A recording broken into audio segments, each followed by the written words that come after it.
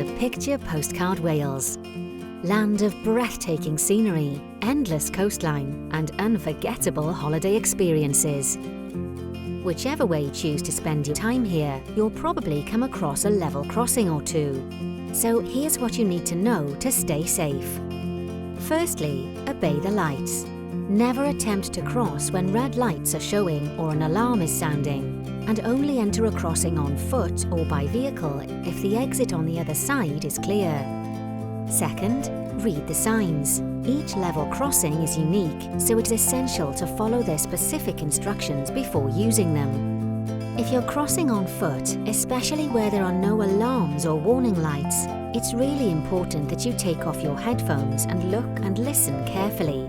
Cross promptly when it is safe to do so. If you're walking a dog near the railway, keep it on a short lead and never chase an escaped animal onto the tracks. We want you to enjoy beautiful Wales, so please take care around the railway and have a cracking day.